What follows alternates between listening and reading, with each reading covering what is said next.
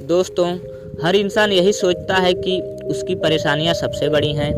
वह बहुत सी परेशानियों से जूझ रहा है, उसकी ही किस्मत खराब है। लेकिन अगर हम दूसरों की समस्याओं को देखें, उन्हें ध्यान से सुने, तो हमें हमारी समस्या बहुत छोटी लगने लगेगी। हम खुद को भाग्यशाली समझने लगेंगे।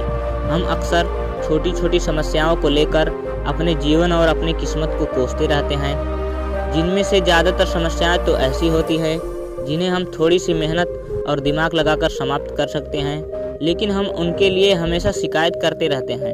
अगर किसी इंसान का वजन ज़्यादा है तो ये उसके लिए एक समस्या है, अगर किसी का वजन कम है तो यह भी उसके लिए एक समस्या है, अगर कोई बेरोजगार है तो दुखी है।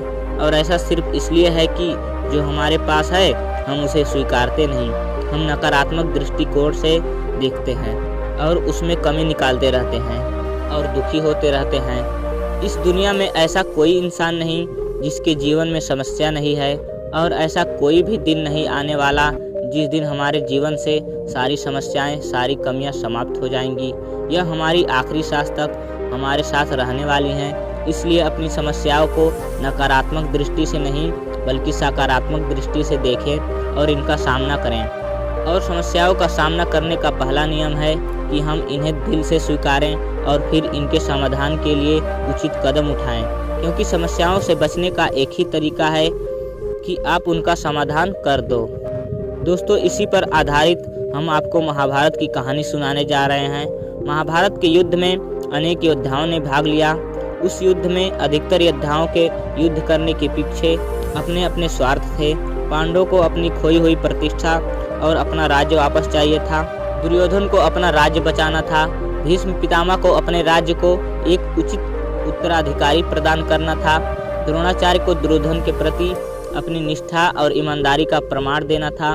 परंतु उस युद्ध में एक योद्धा ऐसा मौजूद था जिसका इस युद्ध से कोई लाभ नहीं था सिवाय नुकसान के, और वो योद्धा था सूर्यपुत्र कर्ण। जबकि कर्ण दुर्योधन का परम मित्र था, परंतु दुर्योधन का कर्ण के मित्रता में भी स्वार्थ था। लेकिन कर्ण का दुर्योधन की मित्रता में कोई स्वार्थ नहीं था, जिसका प्रमाण कर्ण ने अपनी मौत को गले लगा कर दिया। अर्जुन के हाथों बाण लगने से कर्ण जब मौत के निकट था तब वह बेहद पीड़ा से गुजर रहा था। उसके मन में ढेरों सवाल थे जिसका वह जवाब चाहता था, और अपने प्रश्नों का उत्तर पाने के लिए कर्ण ने कृष्ण को याद किया और कृष्ण को अपने पास आने के लिए निवेदन किया। भगवान श्री कृष्ण कर्ण के निवेदन पर उसके पास गए। कृष्ण के समीप आते ही कर्ण उनसे प्रश्न किया, हे वासुदेव, मेरे मन में कुछ प्रश्न हैं जिनका उत्तर मैं आपसे चाहता हूँ। कृष्ण ने कहा, पूछो राधे, तुम्हारे क्या प्रश्न हैं? कर्ण ने कहा, हे माधव, जन्म देते ही मुझे मेरी माँ ने त्याग दिया क्योंकि मैं माता के विवाह से पूर्व जन्मा था। परंतु एक अवैध पुत्र के रूप में जन्म लेने में मेरा क्या अपराध था? उसके बाद गुरु द्रोणाचार्य ने मुझे शिक्षा देने से मना कर दिया क्योंकि मैं सूत पुत्र था। क्षत्रिय होते हुए भी मैं क्षत्रिय न था। जीवन भर मैं इस बोझ को ढोता रहा, परंतु इसमें मेरा क्या अपराध था? भगवान परशुराम ने मुझे उपहार स्वरूप शिक्षा तो दी, परंतु अभिशाप स्वरूप श्राप भी दिया कि जिस वक्त मुझे इस विद्या की सबसे अधिक आवश्यकता होगी उस वक्त मैं वह विद्या भूल जाऊंगा, क्योंकि मैं उनके अनुसार क्षत्रिय न था। जबकि मैंने परशुराम की नींद खराब ना हो उसके लिए मैंने एक असहनीय घाव पीड़ा को सहा था, जिसके उपहार स्वरूप में उन्होंने मुझे श्राप दे दिया। क्या असहनीय पीड़ा को सहना मेरा अपराध था? एक बार जब मैं अपनी शब्द वेदी बाण की विद्या का अभ्यास कर रहा था तब मेरा एक तीर गलती से एक बछड़े को लग गया और बछड़े की मृत्यु हो गई, जो बस एक दुर्घटना मात्र थी।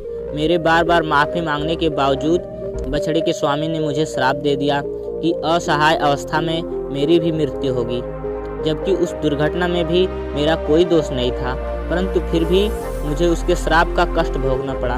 दुर्घटना किसी से भी हो सकती है कृष्ण, इसमें मेरा क्या अपराध था?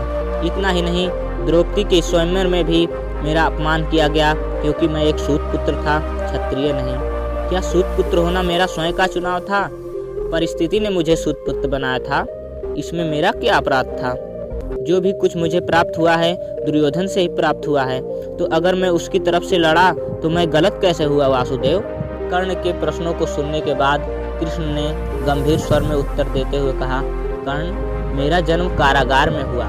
जन्म से पहले ही कंस के रूप में मृत्यु मेरी प्रतीक्षा कर रही थी। जिस रात मेरा जन्म हुआ उसी रात मुझे मेरे माता पिता से अलग कर दिया गया। कर्ण, तुम्हारा बचपन खड़ग, रथ, घोड़े, धनुष और बाण के बीच उनकी ध्वनि सुनते हुए बीता। परंतु मुझे ग्वाले की गौशाला मिली, गोबर मिला और खड़ा होकर चल भी नहीं पाया उसके पहले ही प्राण घातक हमले झेलने पड़े। कोई सेना नहीं, कोई शिक्षा नहीं, कोई गुरु नहीं, लोगों से सिर्फ ताने ही मिले कि मथुरा में प्राण घातक हमलों का मूल कारण मैं हूँ। तुम्हारे गुरु परशुराम जब तुम्हारे शौर्य की तारीफ करते हुए कह रहे थे कि भगवान शंकर को छोड़कर तुम्हें कोई पराजित ही नहीं कर सकता, मुझे उस उम्र तक कोई शिक्षा नहीं मिली थी। तुमने अपनी पसंद की कन्या से विवाह किया, परंतु मैंने जिस कन्या से प्रेम किया वह मुझे नहीं मिली, बल्कि मुझे उस कन्या से विवाह करना पड़ा जो मुझसे प्रेम करती थी, मुझे चाहती थी। जरासंध से बचाने के लिए मुझे मेरे पूरे समाज को यमुना के किनारे से हटाकर एक दूर समुद्र के किनारे जाकर बसाना पड़ा, जिसके लिए मुझे रणभूमि छोड़कर जाना पड़ा और रणभूमि से पलायन के कारण मुझे भी कायर कहा गया। जरा विचार करो कर्ण, अगर दुर्योधन युद्ध जीतता है तो तुम्हें बहुत श्रेय मिलेगा। धर्मराज युधिष्ठिर अगर जीतते हैं तो मुझे क्या मिलेगा? मुझे केवल युद्ध और युद्ध से निर्माण हुई समस्याओं के लिए दोष दिया जाएगा। कर्ण, जीवन हर किसी को चुनौतियां देता है, जिंदगी किसी के साथ न्याय नहीं करती। अगर दुर्योधन ने अन्याय का सामना किया है तो युधिष्ठिर ने भी अन्याय को भुगता है। परंतु कर्ण, यह तुम भली भांति जानते हो कि सत्य धर्म क्या है। कोई बात नहीं, अगर हमारे साथ कितना भी हमारा अपमान हुआ हो और जो हमारा अधिकार है वो हमें न मिल पाए, तो महत्व इस बात का है कि तुम उस संकट की घड़ी में उस संकट का सामना कैसे करते हो।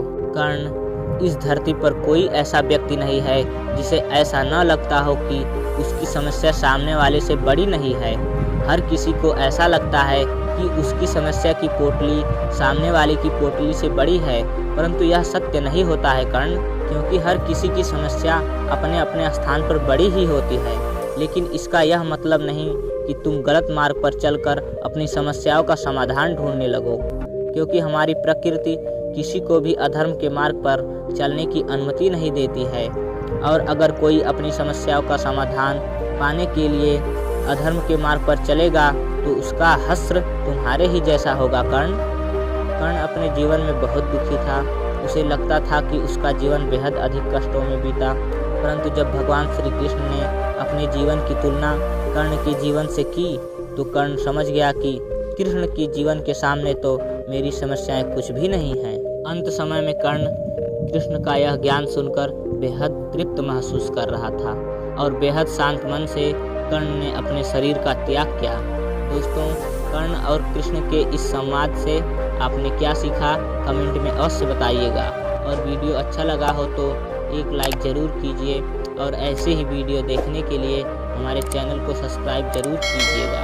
मिलते हैं एक और नई कहानी के साथ, तब तक के लिए जय हिंद, वंदे मातरम।